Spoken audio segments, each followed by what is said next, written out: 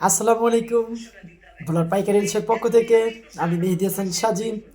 আবার অনেকদিন পরে চলে আসলাম ভিডিওতে কিছু কথা বলার জন্যে।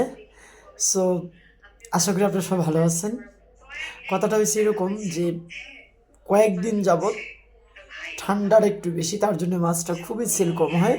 আর আরেকটা বিষয় হচ্ছে নদীতে বড় মাছটা খুবই কম আর ছোটো মাছগুলা বেশি, সেক্ষেত্রে সেলটা খুবই একটু কম হয়। পাঙ্গাস তো টোটালি নাই, তারপরেও একটা পাঙ্গাসের অর্ডার ছিল বড় নদী, আমি দিয়ে আসছি গতকালকে।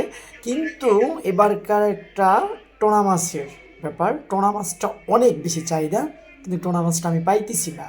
অনেক কষ্টের পরে কালকে 5টা টোনা মাছ আনিয়া একজনকে দিছিলাম।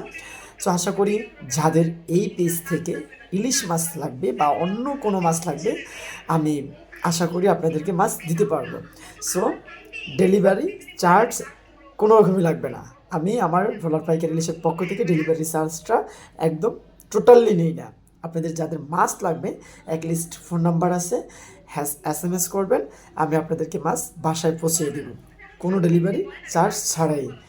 আপনারা আমার সাথেই থাকবেন, সঙ্গী থাকবেন ভোলার পাইকারি ইলিশের পক্ষ থেকে। আপনাদেরকে ধন্যবাদ। আসসালামু আলাইকুম।